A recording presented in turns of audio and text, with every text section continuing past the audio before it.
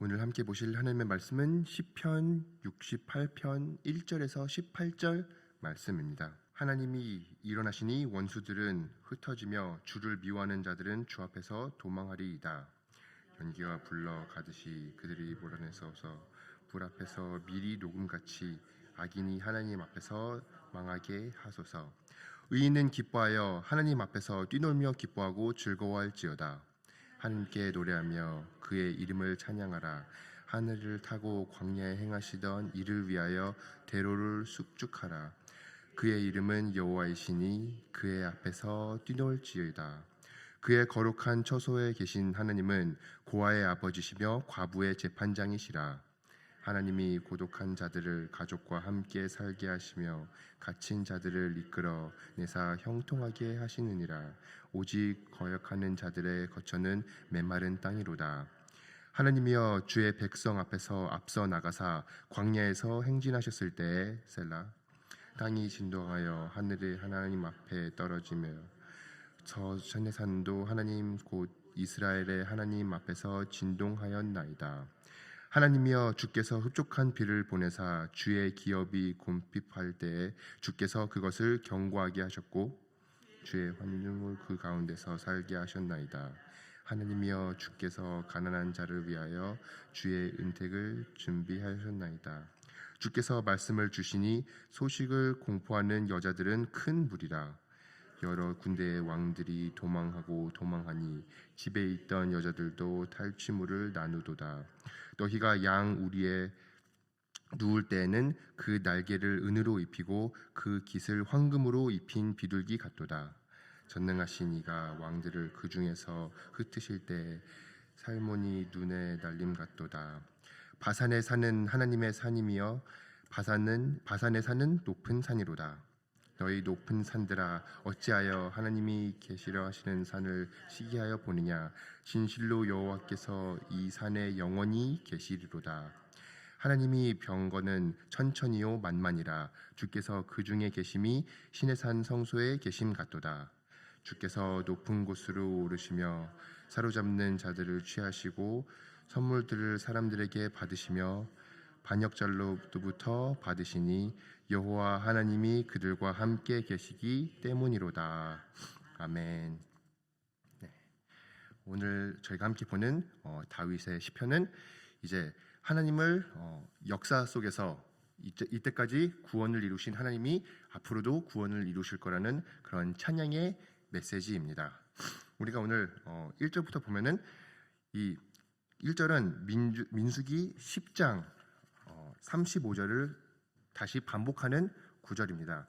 그 35절에 이렇게 써 있는데 꾀가 떠날 때에는 모세가 말하되 여호와여 일어나사 주의 대적들을 흩으시고 주를 미워하시는 자가 주 앞에 도망하게 하소서 하였고 36절에 꾀가 쉴 때에는 말하되 여호와여 이스라엘 종족들에게 돌아오소서 하였더라. 하나님이 이 이동하심과 보호하심을 이끄심을 정말 보여주시는 건데 그것이 바로 언약궤가 광야에서 이동할 때 사람들이 하나님이 우리를 지켜주실 것이다 라고 하고 다시 이제 멈췄을 때 거기서 이제 하나님께서 우리를 여기서 보호하실 것이다 라고 계속 기도를 하고 찬양을 올리고 그 바램을 올리는 기도였는데 오늘 시편에서도 다윗이 다시 인용해서 정말 하나님께서는 우리와 항상 함께 하시고 우리의 앞길을 다 준비해 주시고 그리고 우리에게 여러 가지 그런 악으로부터 보호해 주시는 하나님이시구나라고 선포를 하는 겁니다. 그래서 이 악인들을 표현하는 방식과 하나님을 표현하는 방식을 2절에서 한번 같이 보시면 좋겠습니다. 연기가 불러가듯이 그들을 몰아내소서. 불 앞에서 미리 녹음같이 악인이 하나님 앞에서 망하게 하소서. 이렇게 악인을 표현하는 데 있어서 그들을 연기라고 표현을 하고 불 앞에 미리라고 표현을 합니다. 이렇게 우리는 살아가면서 우리 앞에 있는 실질적으로 길을 막고 있는 것들을 보았을 때 그것이 너무나도 뚜렷해 보이고 너무나도 큰 그 걸림돌로 보이는데 그렇게 다윗은 시인하는 것이 아니라 오히려 그 악인들은 결국에는 이런 연기 같은 존재라고 고백을 하는 것이고 오히려 하나님을 보이지는 않지만 하나님을 신뢰하고 하나님을 피난처로 알고 하나님을 모든 것을 통치하는 구원자로 인정하며 영적 눈으로 이 세상을 바라보는 것입니다. 우리 또한 이것을 통해서 배워야 되는 것은 우리가 하나님을 따름에 있어 하나님의 그 이끄심을 보고 우리는 우리 앞에 있는 어려움들을 봤을 때 이것이 잠깐 있는 어려움이구나. 우리가 하나님께서 우리에게 가리키시고자 하시는 것이 있기 때문에 우리 앞에 있는 것이기에 이것을 정말 너무나도 부담을 갖지 않고 힘들어하지 않고 오히려 우리 앞에 있는 연기와 또한 불 앞에 있는 밀로 이해하면 좋을 것 같습니다. 그래서 이렇게 오히려 하느님의 사람은 자기 앞에 있는 어려움들을 힘들어하는 것이 아니라 3절에 나오는 것처럼 의인을 기뻐하여 하느님 앞에서 뛰놀며 기뻐하고 즐거워할지어다. 잠시만요.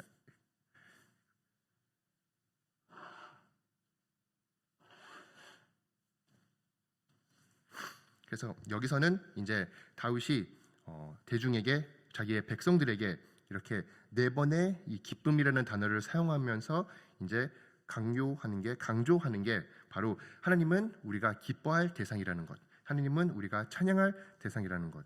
아마 여기서 4절과 연결해서 다윗은 이 언약궤가 다시 예루살렘으로 돌아왔을 때 그 찬양하며 뛰놀던 그 모습을 되새기며 이렇게 적었던 것 같습니다. 하나님께 노래하며 그의 이름을 찬양하라.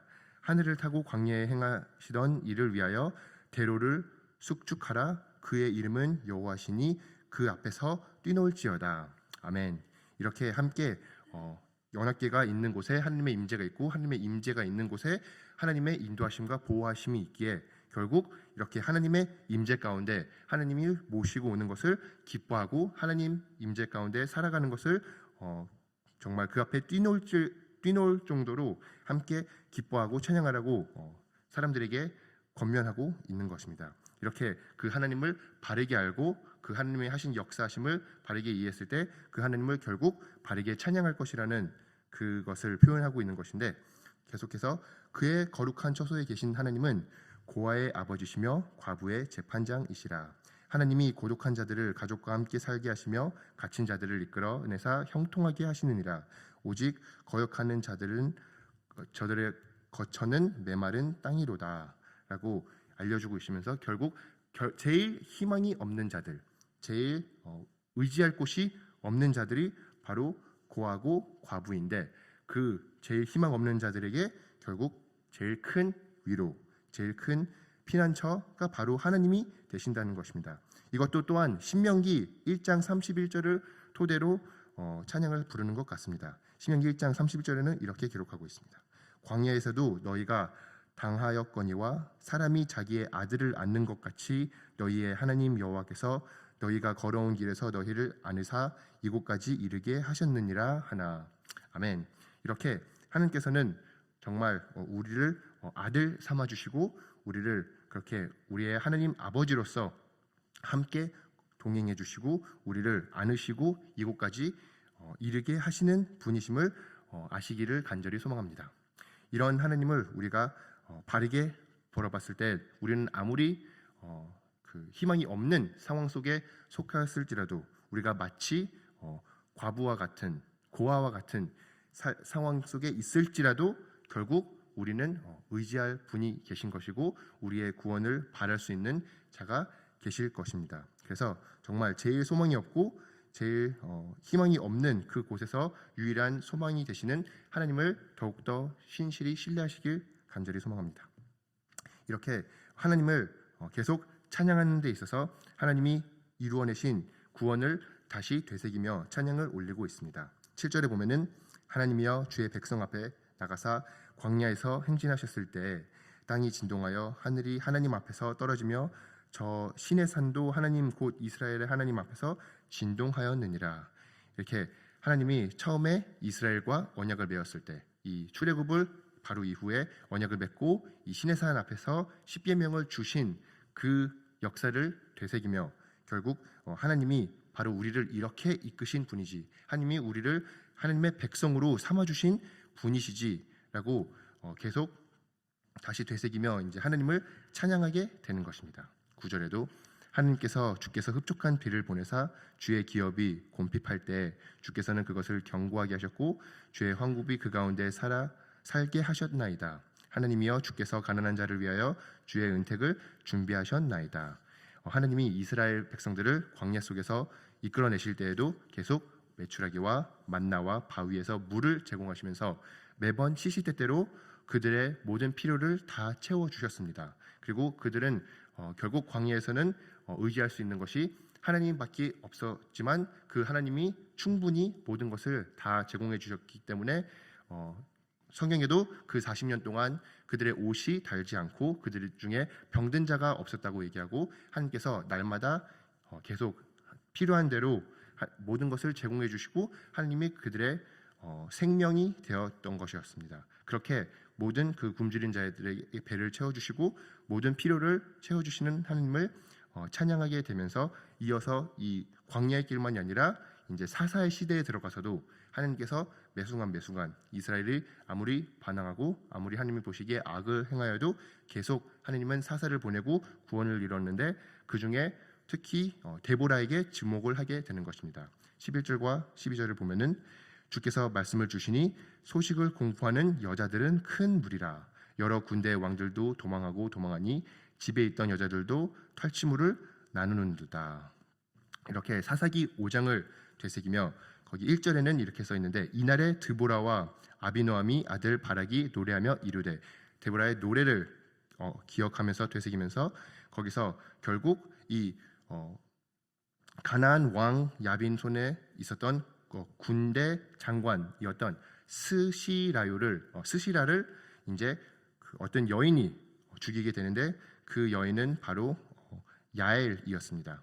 이 겐 사람 헤벨의 아내 야엘은 다른 여인들보다 복을 받을 것이니 장막에 있는 여인들보다 더욱 복을 받을 것이로다. 이게 사사기 5장 24절에 기록되어 있는 말씀인데 그가 더 복을 받는 이유는 이제 하나님이 원하시는 구원을 그의 손을 통해서 이 스시라를 죽임으로 인해서 결국 이루어가게 되었는데 그것이 바로 이 여인들이 오히려 하나님을 더욱더 찬양하게 될 것이고 그 여인들이 이 하나님이 이룬 구원의 더 기쁨을 맛보게 될 것이라고 얘기를 해주고 있는 것입니다. 이렇게 계속 하나님의 임재가 함께했을 때 어떻게 하나님의 이끄심, 하나님의 보호하심, 하나님이 모든 것을 채워주시는 것을 이루어놨는지를 역사 속에서 계속 되새기며 그런 하나님이 앞으로 미래에도 우리를 계속 보호해 주시고 구원해 주시고 인도해 주실 것이다. 그러니 이 하나님을 찬양하라 라고 다윗이 알려주고 있는 것입니다.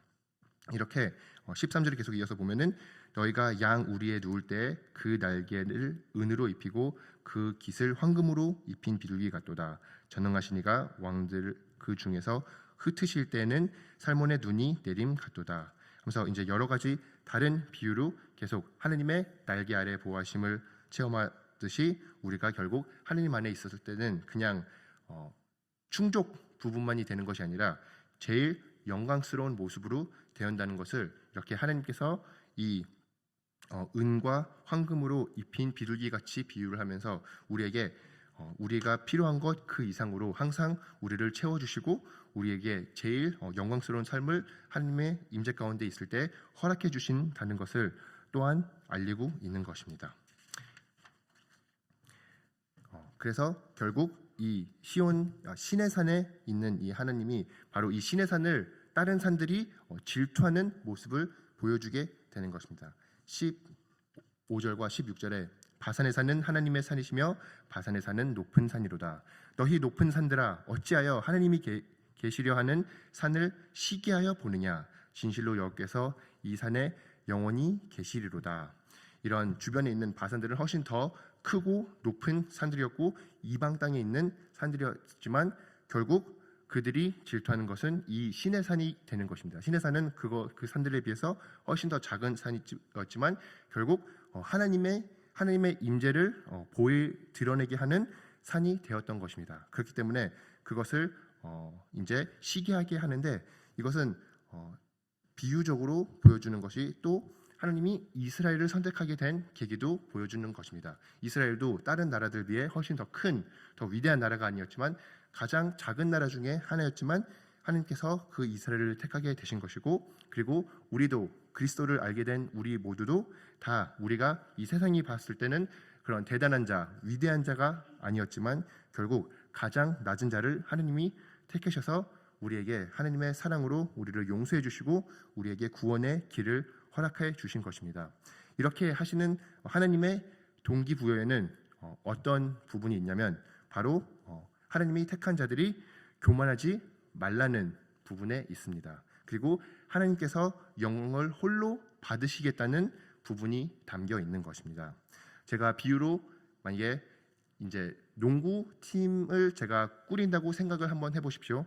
제가 이제 농구 코치가 되고 이제 농구의 그 선수들을 뽑아야 되는데 제가 세계적인 얼스타 농구 선수들을 뽑았습니다. 제일 최고를 잘하는 멤버들을 다 모아서 한 팀을 구성해서 NBA에서 1등을 하였습니다.